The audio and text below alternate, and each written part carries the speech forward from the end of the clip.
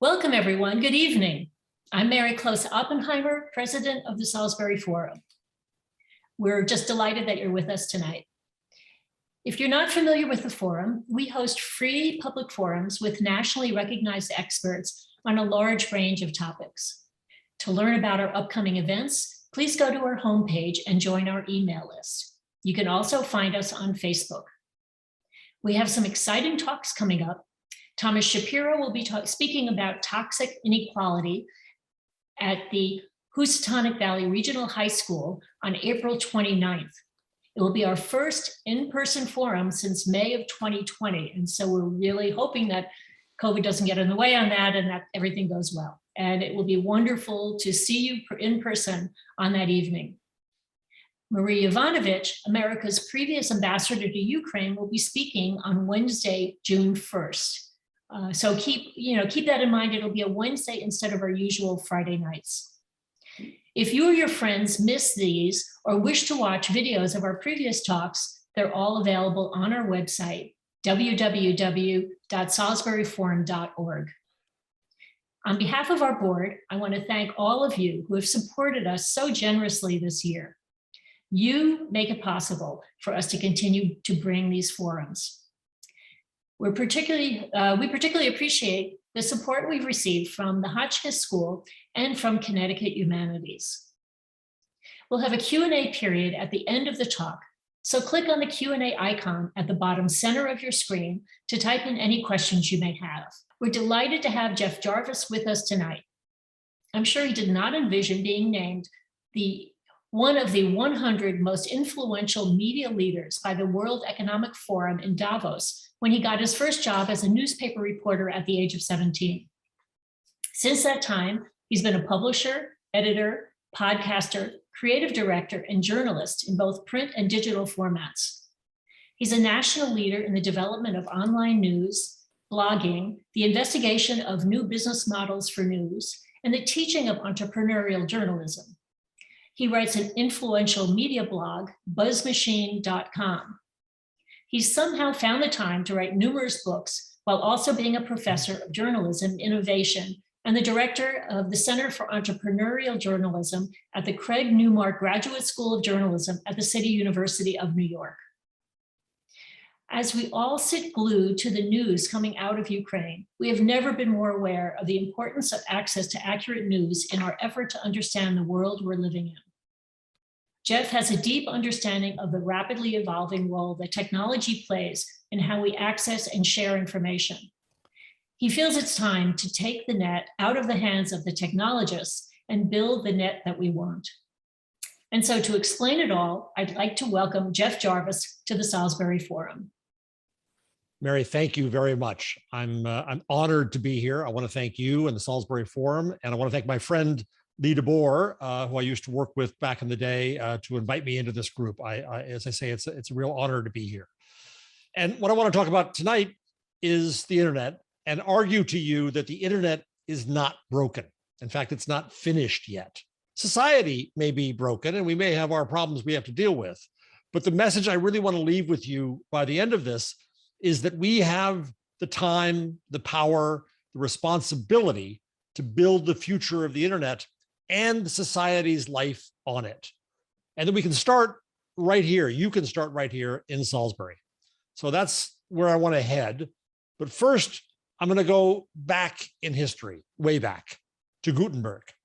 I have a book coming out, I hope in the next year, called The Gutenberg Parenthesis. I'm a bit of a Gutenberg and printing geek because I'm fascinated by learning from the transition that society had into the era of print as we now leave it, as we now enter into the next age undetermined.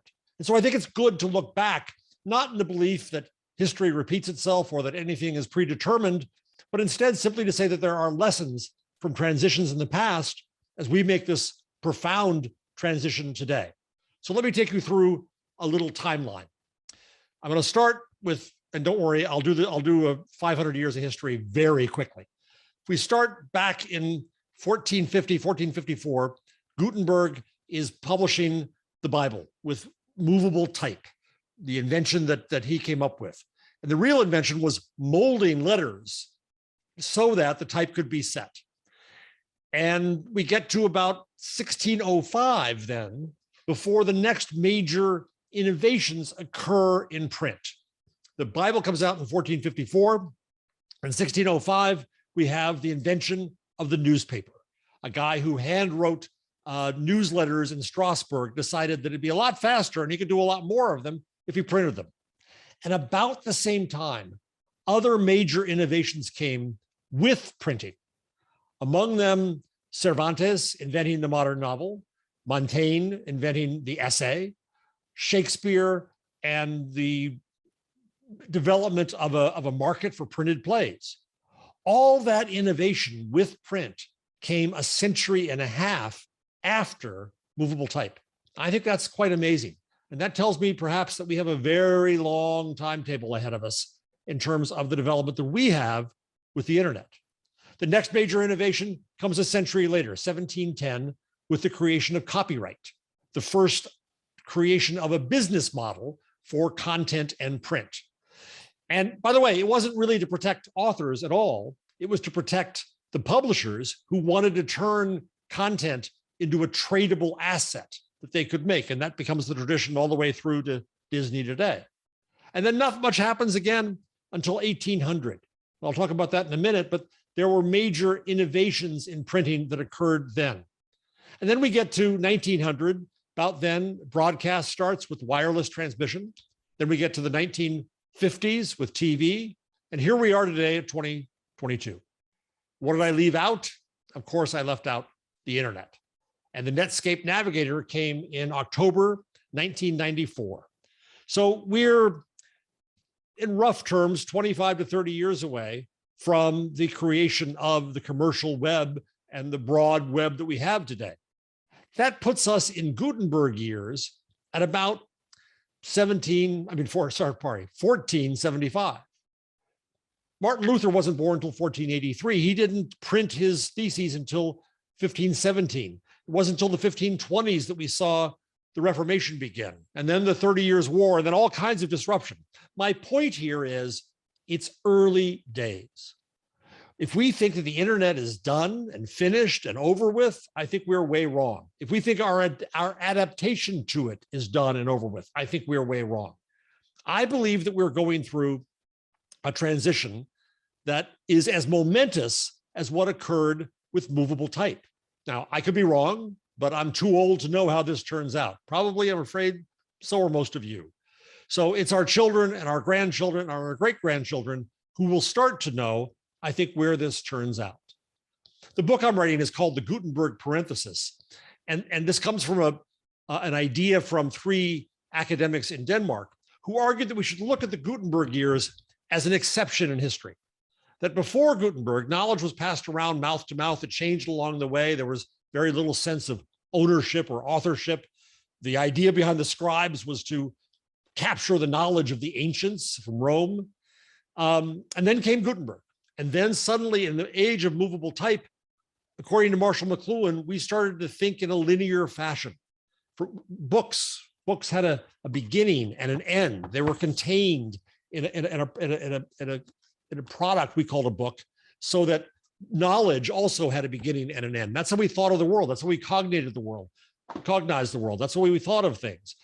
We now had a business model, which is called copyright. We had the idea that content was a property that could be bought and sold. We didn't preserve the knowledge of the ancients anymore. We now honored the Herr Doctor Professor, Frau Doctor Professor, so-and-so who wrote a book. We honored the experts. And now comes the other side of the parenthesis. Now comes the end of the Gutenberg age, the end of the print age, as we enter into what's new. And we already see that knowledge is once again passed around click to click. It's changed and remixed along the way. We don't have a great sense of ownership and authorship of business models. That's why we're fighting about this online. We no longer preserve the knowledge of the ancients, and we don't so much honor the experts anymore, I'm afraid to say. But as my friend David Weinberger, a philosopher at Harvard, says, the smartest person in the room is the room itself. The network that we all add our knowledge into matters. And so if we look at this notion of the parenthesis, we're coming into a new world. This transition could take decades, even generations. We don't know where it goes. There's no technological determinism that says this. It's all up to our choice as to how we do what we do. But I think, again, we have lessons from this transition. And the first, to repeat, is that the real innovations with print did not come until 150 years after movable type, with the modern novel, with the essay, with the market for plays, with the newspaper. So what will the internet look like in 100 or 150 years? I don't know. I don't think I can say, but I can say that the internet so far looks a lot like the past. We see the future in the analog of the past. You can look online and see books, magazines, and newspapers still looking pretty much like books, magazines, and newspapers. And only now do we start to get glimpses, I think, of a new future with things like TikTok, silly as it may be, where people can collaborate, where I can come in and sing the bass line of a shanty, and my friend Lee can come in and sing the tenor, and Mary can come in and sing the alto. And suddenly we've made a chorus online. That's something new. That's a new innovation in collaborative media. We haven't seen enough of that yet. I don't think we will for quite some time. Now, the other thing that occurs when we have this kind of transition is that we hear voices who were always there, but who were not heard before. And that's happened, of course, online today. It happened at the time. The only voices who could end up in text were those who were being copied by the scribes, who were being authorized by the church, who were from government and princes. And then suddenly with print, lots of voices who previously weren't heard could come in, and it freaked out those in power, of course. And there were calls for control. It is often said that the first call for censorship came in 1470, a gentleman named Niccolo Perotti, who objected to a really crappy translation of Pliny. And he wrote to the Pope and he said, "Pope, you must do something. This is the ruin of civilization. It is the ruin of society. You must control print. You must appoint censors to verify what comes in these printing plates before they're made and spread out into society." And again, that's often said to be a call for censorship. But as I think about it, he wasn't asking for censorship at all. Perotti was asking for the creation of new institutions to meet new needs. He was seeking the institutions of the editor and the publisher and saying we have to do something to assure quality, to find the best stuff, to give us some credibility. And I think similarly today, we need new institutions to do those things online. The other point I want to make about these early days is that as I learned going back and doing my research, I found that, to my surprise, the early days of print were highly conversational. When you think about it, Martin Luther and the Pope were conversing in print, back and forth, in print, also in bonfires of what they printed as they fought over church doctrine. Erasmus and his friend, Sir Thomas More, were in conversation through their books, referencing each other, answering each other, talking back and forth. The history of media were highly conversational until about 1800, in my view, when it became industrialized, which I'll get to in 1 second. So in this first phase, I would argue that the lessons we have from the very early parts of print are to consider, and the transition into that age, are to consider how innovation came, number one. Number two, the efforts to control speech and what happened to those, right? The Catholic Church created the Index of Forbidden Books, which only resulted in a hell of a lot of bestsellers as people wanted to read what was forbidden. And then third, this notion of conversational print. And so I want to think about how do we recapture the public conversation and how do we deal with creating new institutions to help us in this transition. So that's one part of history. The other part I'd like to talk about briefly is around 1800, when we came to the industrialization of media. Now, from 1450 until 1800, all the text in the world was set pretty much the same way. I'm going to hold up for the camera a piece of type. If you can see that, that is the letter H. From 1450 until well into the 1800s, every single letter of every single bit of text, of all the text in the world, had to be set one letter at a time. And they were fit into a composing stick where the letter would be fit into here and one after another adding up until they'd get enough to move that into a page. Just to set 1,000 characters, a paragraph, would take an hour of Mark Twain's time working in his brother's newspaper, a letter at a time. And then the press was operated manually, just as it had been with Gutenberg. You'd push it underneath, you'd crank the top, you'd pull it back out, pull the paper off, ink it again, put it in, and so on. I won't bore you with all the details, but printing was a laborious task. And then in 1800 came a fairly miraculous rush of innovation for the first time in all those years, where we had the invention of the steel instead of the wooden press. Benjamin Franklin used a wooden press. Mark Twain worked on a steel press.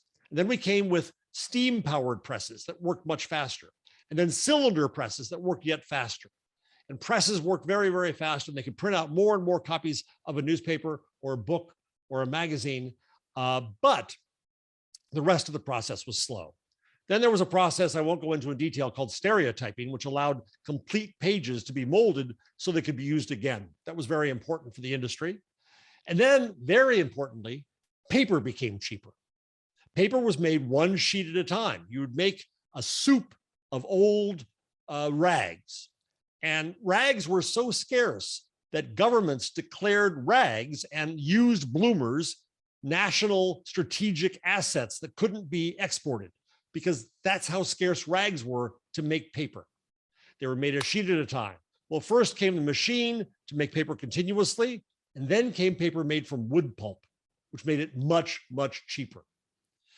At the same time, we had postal services expand and roads and steam-powered trains taking newspapers and books farther into the country and steam-powered boats. And so you had this explosion of speed and scale, except for that typesetter, still setting type one letter at a time, holding up the whole process.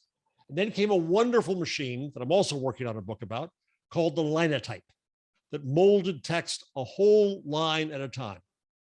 And that was the moment when the scale of American media changed. That was the moment when suddenly newspapers could fill their pages with as much text as they could get.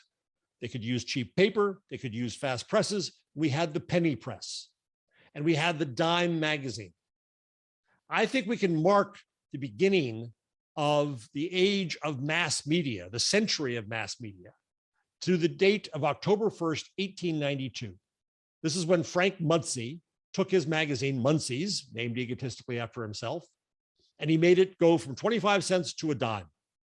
And others, McClure's, which is famous for its investigative reporting, and other magazines came along, and we had a whole set of dime magazines. And these were not cheap, pulp, awful magazines. These were magazines that were aspirational, that attempted to raise the country's sense of itself, to bring in literature and education. It was kind of a wonderful time, but it was also the beginning of the idea of the economy of scale. And so mass starts here. And we had a consumer economy and all kinds of new products like typewriters and bicycles and sewing machines and new brands, national brands behind soap and oatmeal and God knows what else. They needed a place to advertise their products. And so this moment of the dime magazine that was so important was that Frank Munsey realized that he could sell content at a loss. He was selling the magazine for less than it cost him to make it because of advertising. And advertising wanted the biggest audience possible to sell their products. The magazines and the newspapers wanted the biggest audience possible. And that's when we enter into an age of mass media. And I argue that the entire idea of the mass is an insult.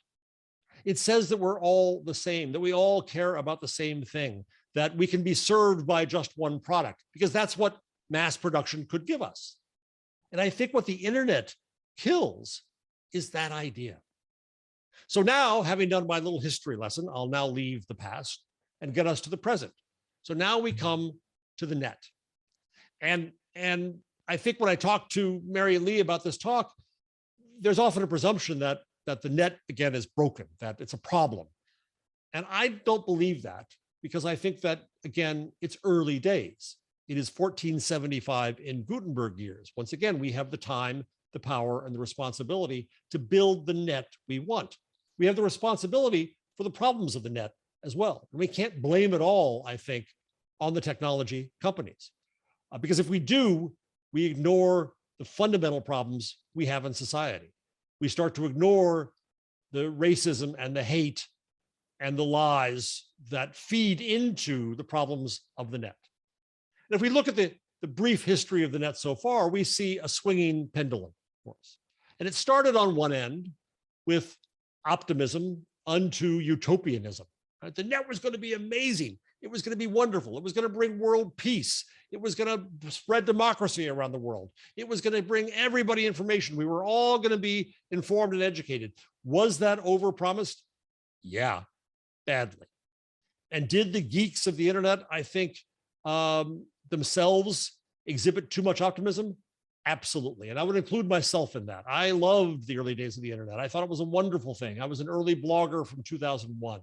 I started newspaper sites in New Jersey and around the country for a newspaper company. I loved the potential of the net, but we were too optimistic. And the problem with that was that we, all the people early on the internet, didn't anticipate how it could be and would be misused by malign actors. So the protections that we needed were not built in. It got corrupted in various ways. And so now, yeah, we have problems on the internet. I will not doubt that. But then the pendulum, I think, swings too far the other way. And what we see today, in my view, is that media have presented an idea that we are in a dystopia of the internet, that it's all broken, that it's all a mess, that everything in society is bad. The internet made it bad. As if tomorrow we turned off the internet and everything would be okay. I don't think so. I think that media, my colleagues in media, my fellow journalists, are engaged in a moral panic about the internet. I'm going to read you just one thing here from the best definition I've ever seen of moral panic from a writer named Ashley Crossman. It's this: a moral panic is a widespread fear, often an irrational one, that someone or something is a threat to the values, safety, and interests of a community or society at large.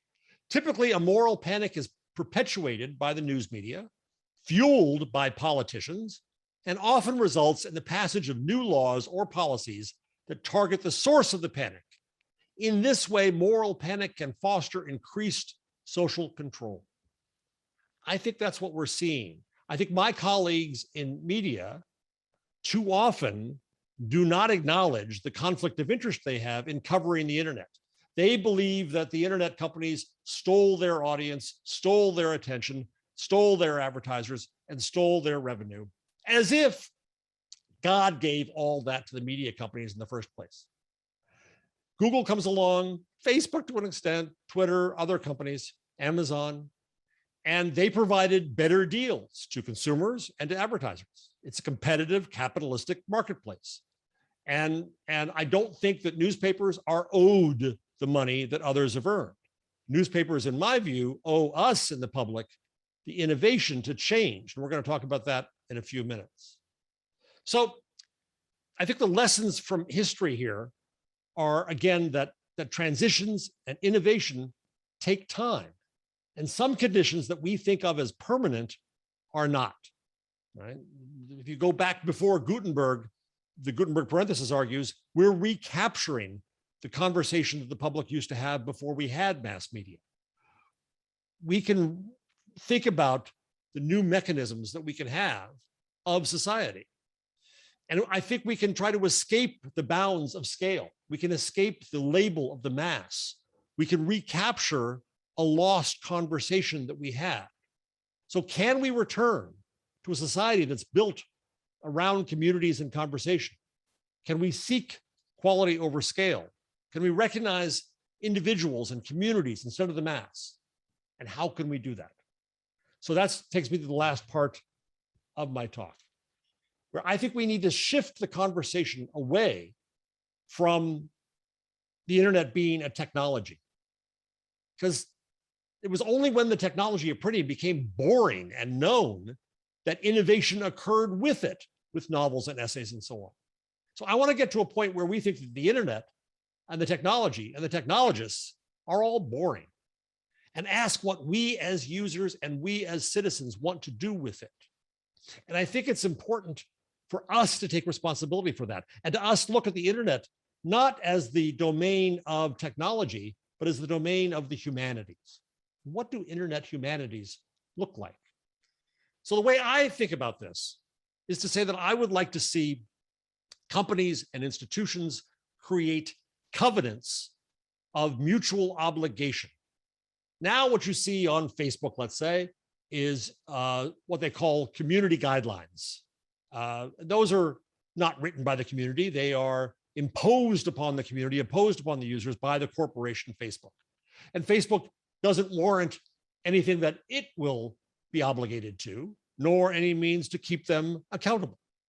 A covenant, in my view, would be users, technologists, companies, governments, corporations, civil society, academics, regulators, researchers, coming together for a discussion to say, what is our covenant of mutual obligation?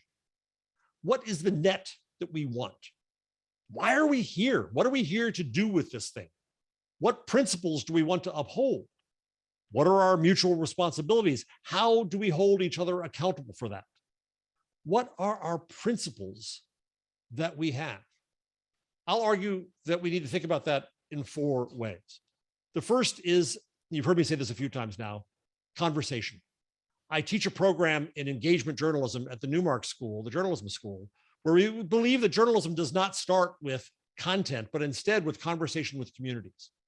In Salisbury, I'm going to get to this in more detail in a minute, what should the local conversation, the community conversation look like? How do we recapture that? How do we have a productive and useful and informed conversation in a community to get somewhere? That's one. What are the principles around the conversation we want to hold? 2 is creativity.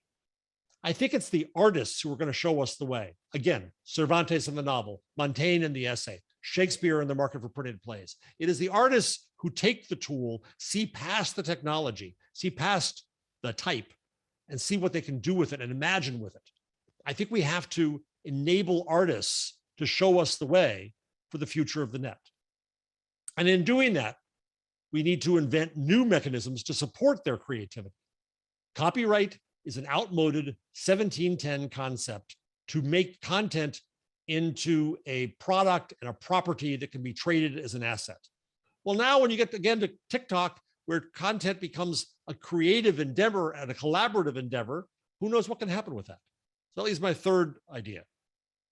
Conversation, creativity. The next one is collaboration. The beauty of the internet is that it connects all of us in ways we couldn't imagine before. So how can we collaborate together to create art, to collaborate on our ideas for a better society, to collaborate on the covenant itself and our rules for it? How can we think about these things? And then 4th is community. How do we recognize the lived experience in a diversity of communities, even within our community? The problem with mass media all these years is that it treated us, again, as if we were all one and the same, because I can produce one publication for everybody, and I've got to convince you through marketing that it's as good for you and you and you and you all the same. Well, that's clearly not optimal. We are individuals, we are communities with special interests. I've just been reading a dissertation from 2010 by a scholar who studied Ebony magazine.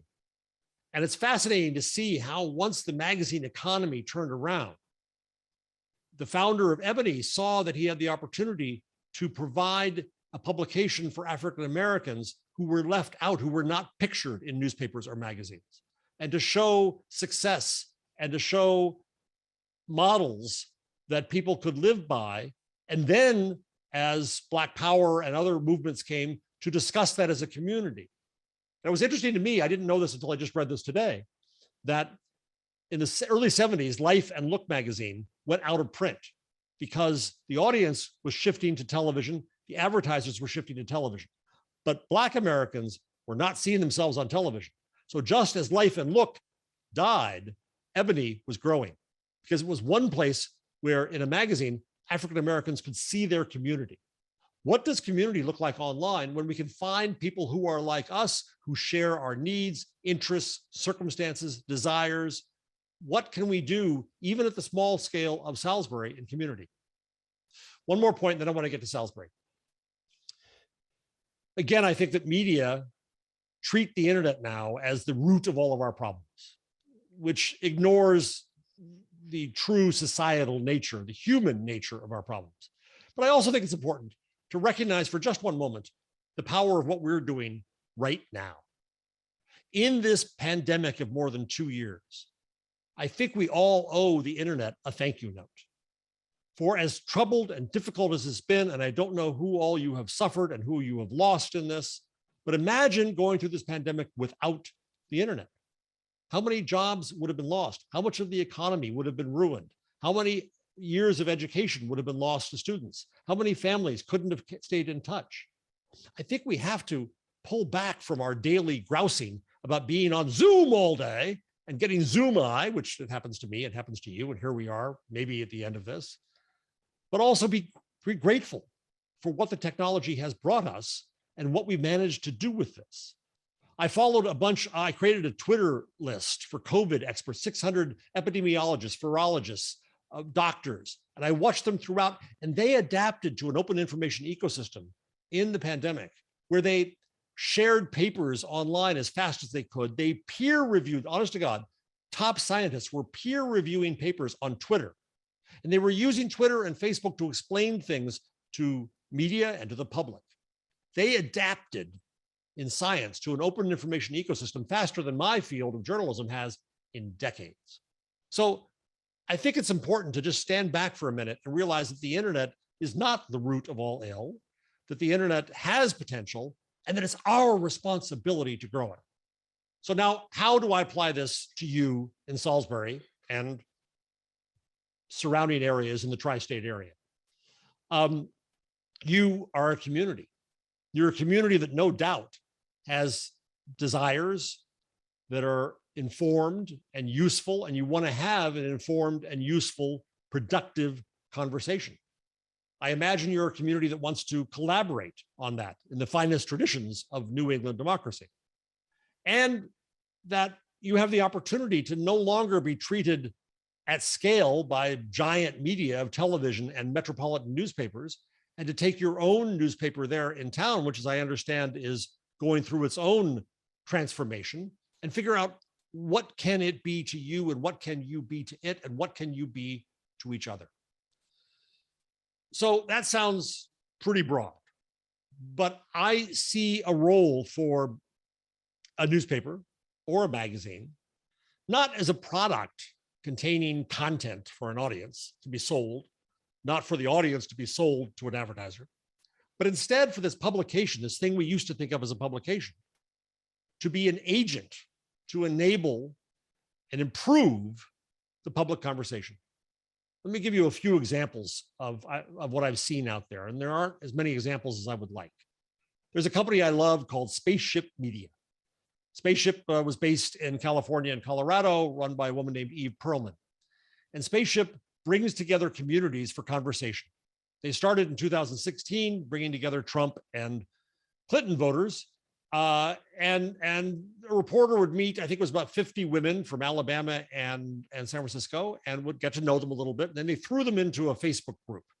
First day was fine. They talked about their jobs and their families. And the second day was hell because they got into fights. But then magic occurred. The members of the communities came to the journalist and said, "We're getting in trouble over here. Can you help us out? Can you look up some stuff for us?" Which is to say that they valued an informed conversation. They wanted facts and they trusted the journalists to get them. And the journalists don't then deliver articles. Journalists delivered what they called fact stacks. Here's what you asked for in facts. Here's what you're wrong about. Here's what you're confused about. Here's what you should know to improve your conversation. I've had my graduates from our engagement journalism program at Newmark work at Spaceship, and they come back with a methodology for how to enable productive, useful, informed public conversation. How nice is that? How high value is that? And so that's one little venture. There's another one called City Bureau in Chicago that I quite admire. that trains citizens to do things like cover the school board meeting, not to become investigative journalists, but to make sure you get the facts out of the meeting. They train them and they pay them so that the community collaborates in the journalism. They're spreading this across the country. I think it's a great model for a place like Salisbury. Outlier Media in Detroit uses text to answer people's questions. And if they have the answer already, they put it out. If they realize that a lot of people are asking a question they don't have the answer for, that's when the journalism pops in. They go get the answers, they find out. It's an efficient way to deal with people's information needs. The Solutions Journalism Network is another one that says that they don't try to propose specific solutions, but they do say that all journalism about problems should at least look into the solutions that people are trying 2 towns over or 2 states over to try to see whether there are lessons to be learned elsewhere for the problems that we have locally. That, just as a mindset, I think is excellent. There's my own engagement journalism program, which I teach with my colleague, Carrie Brown at Newmark, where we, again, teach the students to go and understand a community and its needs before we have the ego to think that we know what they need. And then at the City, which is a new nonprofit news outlet in New York, a colleague of mine named Terry Paris Jr. started what he called the Open Newsroom Initiative. And he brought in my students, and they would go out in the community and they would get 24 people in the community to have the community set the agenda and the priorities for what the journalists should be doing. Should we be tackling housing or transportation or education? What is it you need to know? What is it you want to know as a community? We're a scarce resource here as journalists, but let's work together to figure out what we need together. That's the kind of model that I can see for any size town, anywhere, including Salisbury. What if Salisbury had citizens trained to gather information across all kinds of sewage board meetings and zoning meetings and Board of Education meetings and government activities? What if government were motivated to be much more transparent, to put as much information out there as transparently and openly as possible to make all this more efficient? I was talking to an outlet in Norway where they created a platform to enable government to share all kinds of information with citizens because it made life for the government more efficient. One of the town executives said that they hated having to deal with a fight about zoning once the construction began because nobody knew it was beginning. Whereas if they were more open about what was happening and people knew earlier on, they could get the input earlier on and avoid the fight. What if local businesses were similarly transparent about themselves? What would that look like? What if citizens agreed to principles of collaboration and productive deliberation and conversation? What would a covenant for the community of Salisbury look like? What could you imagine sitting down and talking about in terms of how you all as citizens can talk with each other, can identify problems and goals and wishes, can get information together, can deliberate solutions together, can hold each other and your institutions accountable? What would a local covenant look like where citizens, along with government, along with the newspaper, along with businesses, sign on and say, this is why we're here. This is the community we want. These are the things that we have to figure out that we disagree about. These are the resources we need, at least in information, to try to get there. That's a very different model from saying that a newspaper comes along and prints the content every day that it believes everybody needs to know. This is a much more collaborative model. And it's not just about government and the newspapers. There's so many other institutions that can be so helpful here. How can libraries help? I think libraries have been the institution that have adapted best, in my view, to the internet, where they've changed their notion of themselves as service organizations, helping people with helping them get jobs, helping them get information, helping them get warm, whatever it may be. I think libraries as a service model is a beautiful representation to all of us of what we can be. And course schools and education and houses of worship and other organizations. What would it look like for a community to try to bring together all of these institutions and dream together about what the community can be and use the internet as a mechanism to be able to share those dreams, share information, deliberate together. And I know I'm sounding a little bit utopian again, but my point here is that instead of thinking of the internet as this vast worldwide behemoth that we can't control, you can control it in Salisbury. You can decide what it should be and what you want to be on it. You can set a model for other communities, for the world, and how you could make an online community that is the beginning of a next generation of the internet. But I'm getting a bit ahead of myself here. For I think that is my final major point. The first step has to be listening. This is what we teach our students in engagement journalism, that they can't go off to a community with a notebook already open and a story idea and get quotes to fill it in. No, no, no. They have to go to a community almost like an anthropologist and observe and listen and try to understand what people's needs and desires are. And then reflect that back and say, did I get that right about you? Am I wrong or right about you? And then and only then to start to imagine how they can define the problems or the goals the community has and how they can imagine journalism to help meeting those goals. And that's a process that takes time. And it starts with listening. It starts with us learning, relearning how to hold a public conversation. And yes, I know if you go on Twitter, if you go on Facebook, if you go on Reddit, if you go anywhere on the online, you're going to find some jerks and they're going to be nasty. And I'm not suggesting that we have to tolerate that nastiness. I'm not suggesting that we have to tolerate noxious views. I am suggesting that we can, like adults, sit down and start to learn again how to hold conversations with each other. And if we don't, we're doomed. So we've got to figure it out. We've got to learn how to do this. And who better to learn this than one town, one place? So I would suggest, I would love to come up and join in sessions where these various constituencies, various communities within the community, sit down and ask themselves, what are our goals for Salisbury? What are our dreams? What are our worries? What are our concerns? How can the community make strangers less strange? How can we learn more about each other in a safe, respectful way? What information is needed for a productive, useful local conversation?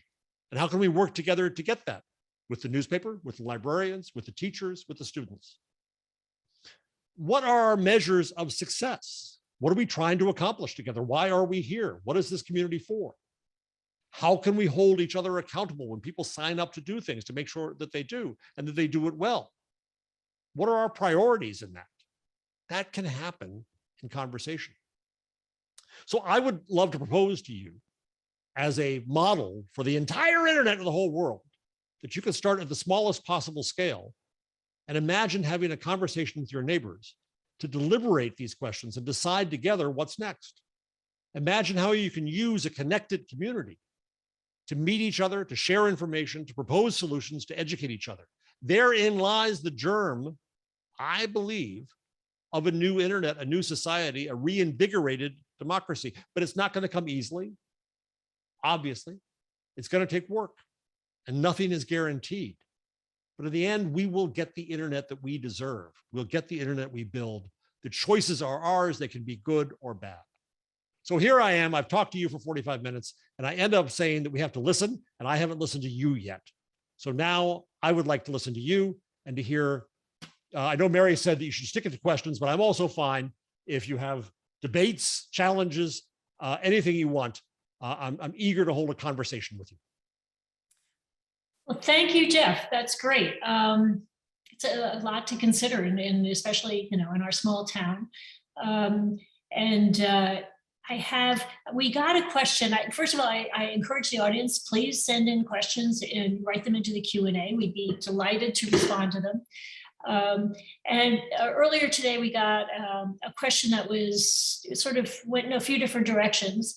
But one of the comments or questions is, what makes, this is Al from Canaan, what makes him worry is the First Amendment. Could it be taken too far? And I imagine he's thinking in some ways of the nastiness that is on the internet, but also perhaps misinformation and some of the issues that are being are so serious in what's going on right now. With the divisiveness, of course, with Ukraine and other things. What are your thoughts in terms of how we deal with some of those issues? Was that Al? Is that his name? Yeah. So Al, it's a good question, an important question, and very timely. As an American, as a journalist, as a writer, I'm a great believer in the First Amendment. And I hold to that belief that I think it will, in the long run, work very well for us as it has in the past. I get troubled these days when I hear people ask whether there's perhaps too much speech. That scares me as an idea, because if we ever say that there's too much speech, then someone has to decide what's too much and who shouldn't be speaking. And so I don't much like that. I also, there was an editorial in the New York Times this morning, kind of starting on these questions about speech and cancel culture and all that. And I went on a Twitter thread complaining about the New York Times editorial. And as I talked about this with other people online, there were lots of great conversations going on about it, a few bad ones, but mostly really good conversations. It occurred to me that we're talking about the wrong thing too much when it comes to speech online.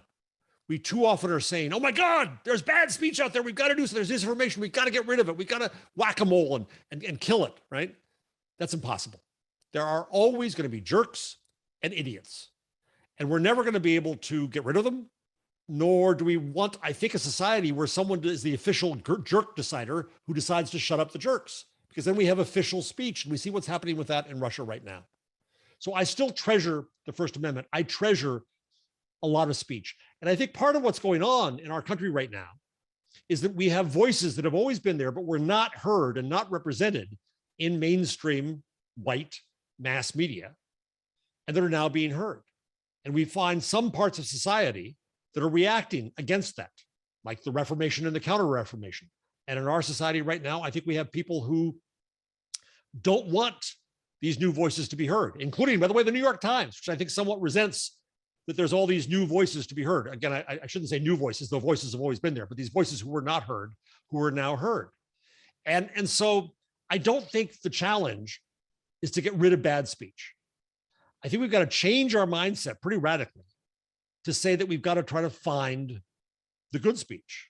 Now, good can be defined in many ways. There's not one definition of good, right? What's relevant to me isn't relevant to you. What's useful to me isn't useful to you. There can now be many definitions of good speech, of useful speech, of relevant speech, of smart speech, right? We can set our criteria. Jack Dorsey, who's the co-founder of Twitter, has a model that he calls Blue Sky. And I won't get into the technical details because I don't understand them. But what he's suggesting is that the speech layer of the internet is kind of a commodity. It's pretty easy to talk now. You can make a blog, you can make Facebook, you can go to Reddit, you can go to TikTok, you can go to Twitter, you can go anywhere. Everybody can speak. And I celebrate that because the voices who were not heard can now be heard. But what we need is help finding the good stuff. And so I go back in history once more. Harper's Magazine started in the US in 1850. And it said in the second paragraph, I have it over there. I'd quote it, but it's 3 feet away. It said that its mission was basically to find that which is interesting and to bring it to the whole population of the country, because there was an abundance of speech. And it was hard to find the good stuff from the bad stuff. A lot of the newspapers at the time were just dreadful and terrible. And so I think our mission now in the First Amendment is not to restrict speech, but to help people find what matters to them, to help them find what's valuable. I go back to Niccolo Perotti, who asked for the creation of the institution of editors. And those editors aren't really built for the scale of speech today. Publishing houses, newspapers aren't built for the scale of speech today. So we need new institutions, new companies, new mechanisms to help find that which is worthwhile. And I go back to my silly COVID Twitter list with 600 scientists and doctors. It's incredibly useful because I found out who was credentialed, who was authoritative, who knew what they were talking about. And every day I can go in there and I can get advice. And I followed somebody else's list of journalists who are in Ukraine right now. And I get amazing reports from there of places that I have trust in and faith in, because a journalist says, yes, I know that journalist, and that person is good. And so if we shift our mindset away from the moral panic and the dystopia and the fear about bad speech, and instead say, the speech is going to be out there. Nothing we can do about that. How do I find the good speech? The last thing I'll say here is that I think people too often look at the internet as if it were a medium, like a magazine or a newspaper or a book or a TV show that should be cleaned up and fixed and polished. The mistake about that is that the internet's not a medium. It's not like print, broadcast, internet, all one. Instead, media is part of the internet, along with education and finance and retail and government and all kinds of things. And so I think that there is a different way to look at this ecosystem that we have now. And the good news about this is we take charge of more of it. What I'm trying to do with my students at CUNY, I'm teaching a course this term in redesigning the internet, because I want the students to see that they have, as I've told you tonight, the time, responsibility, and power to redesign the future of the internet and not think in narrow cycles about just making content, just making a publication. Instead, ask what are the broader needs and goals of society or our communities, and how can we meet them with all of these tools? And so I treasure the speech. Sorry for the long spiel, but I love the First Amendment. I treasure this speech. And I think we've got to find ways to value that which is worth valuing. I hope that answered the question now. I hope so. Okay, I have a question here from Frank. Is it possible to have the kind of conversation you envision in a commercial, profit-driven environment? Is the only viable future of journalism nonprofit? Good question, Frank. And of course, we New Yorkers and teachers always say good question when we're trying to find time to find a good answer. I do not think that profit is necessarily corrupting to our goals. In fact, as a journalist, we've got to figure out how to pay for the journalism. We need the mechanisms to pay for the journalists who will go find the facts that Salisbury needs to figure out what to do about the new shopping mall, right? And so we need advertising, we need subscriptions, we need membership, we need other commercial models that will help pay for this, besides just the old ones of copyright subscription advertising. However, there are all kinds of really wonderful not-for-profit models out there. Texas Tribune, I quite love. The city in New York is a version of Texas Tribune for New York City. My dean helped start. The places I mentioned, including Outlier Media, are not-for-profit. So I think there's wonderful, wonderful things that can be done by not-for-profit. But no, I would not exclude for-profit entities from consideration here, because I think we need them. We need to figure out how to make this conversation and everything we need to support it sustainable. Okay, and so I have a question from Lynn. How do we educate citizens to engage in civil conversations? Lynn, another great question. And the irony of this, of Zoom, is that I wish I could have a conversation about that with you and hear more. If we were there together, I'd be running around the room with a microphone so I could converse with you. That is the limit of Zoom. That's an interesting model about Spaceship, which I mentioned before. What my graduates have done in the program is they found that they had to help people figure out how to hold a conversation. And that wasn't always easy, because somebody would come in and they'd get angry, or they'd ask a challenging question. And my students learned how to say, do you want to phrase that way? Maybe if you phrase that as a question instead of a challenge, that'll work better. What is it you're really trying to find out here? Have you thought about this from their perspective? Things like that got people to be able to hold a conversation. So as I told you, the first experiment that Spaceship did was voters for Clinton and Trump. And even after the experiment ended, most of the people stuck around in the Facebook group because they valued each other and learning about each other, and they had been set on a right course of a decent conversation. As a journalist, I wonder, is it our role to help teach people this? Do we know how to do it ourselves? I don't know that we necessarily do, but I do think It's a skill that we need to learn and that we need to help communities do. And I think, Lynn, that the way we do it in the end isn't so much to send them to school, but to watch them in conversation and help them by understanding their goals. And when we see an information need, when we see confusion, when we see argument, when we see misunderstanding, to figure out how to step in and help guide it in a different way. And I'm not suggesting for a second here that agreement is always going to be the goal. That's a fool's goal. We don't agree about things. That's democracy. That's the point of democracy, is that we do disagree. We do mediate those disagreements, and we need the mechanisms to do that. So I think it changes our scale of success by not saying that, oh my God, nobody got along, nobody agreed, this is a failure. Instead saying, no, did we understand each other a little better? Did we understand the other person's perspective? Did we bring information in the conversation? The hard part is this. What about the jerks, the liars, the a-holes? What do we do about them? I think that we've got to hold some of our own standards about that and to say this is acceptable behavior and this is not. One of my complaints about Facebook is that they didn't do that. Facebook, on the one hand, has community standards, which, as I say, is imposed upon the community, and they're very much like statutes. Thou shalt not talk about this or that. You should not show a naked female breast unless it is in the context of breastfeeding or surgery or statuary, honest to God, right? That's a rule set that exists. Then Facebook came along and they created an oversight board to try to help them judge things. All the oversight board had to judge from was statutes or high-level principles of human rights. What we need is a conversation of principles. So I'm sorry, I got off track. The oversight board, in one of its decisions, said that it was okay to criticize Muslim men as a group because the criticism had not raised to the level that Facebook's statutes said of hate speech.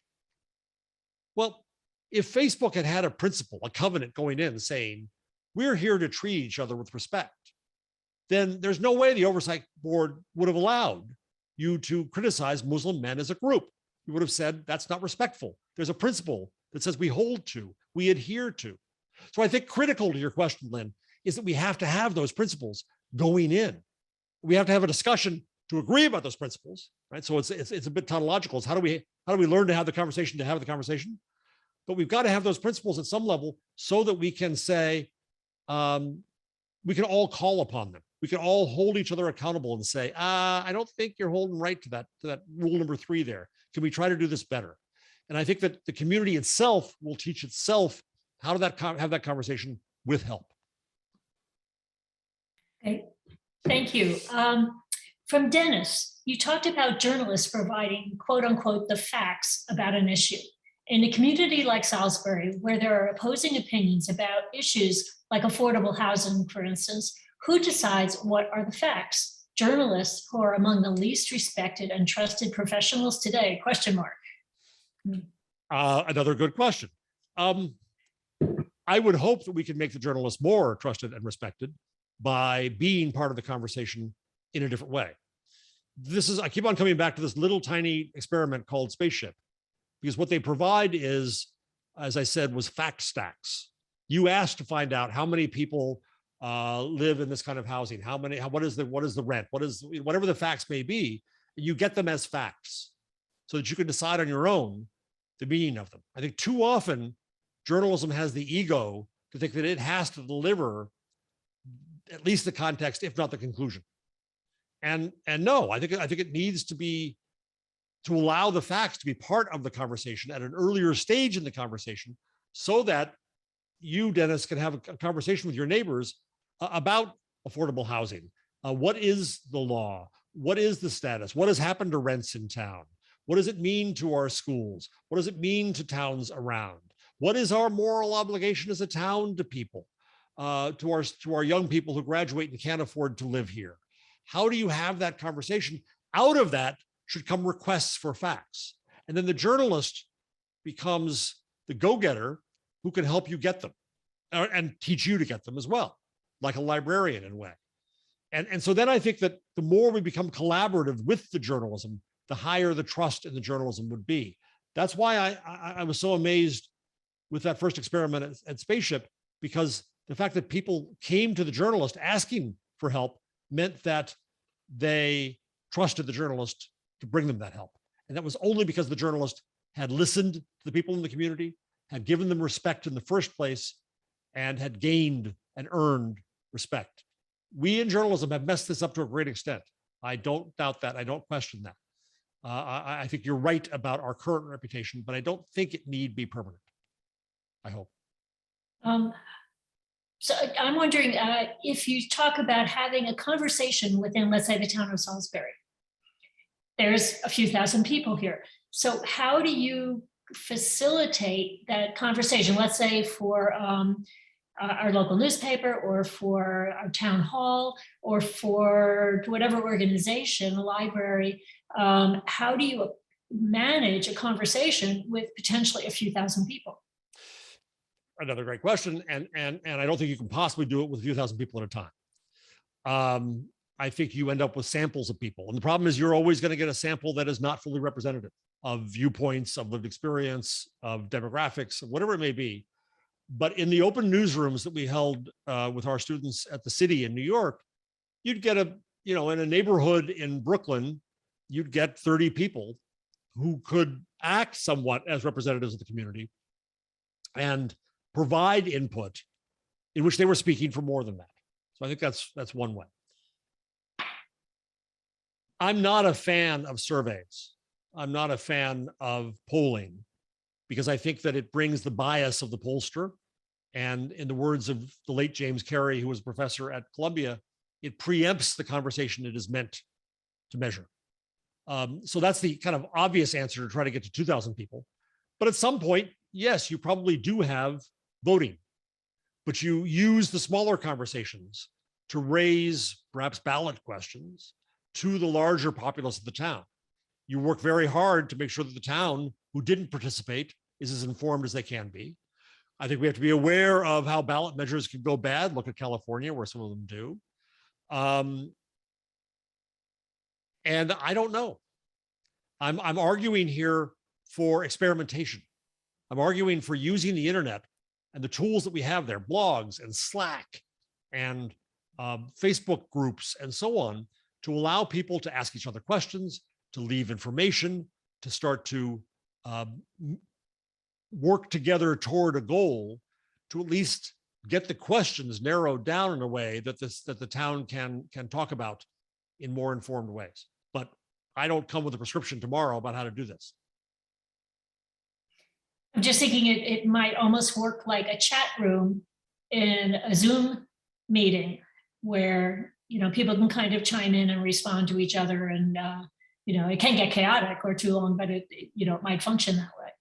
Yeah, I mean, it needs moderation. It needs help. I think we saw from the very early days of the net when I ran newspaper sites and we didn't provide moderation. Oh my God, it got awful.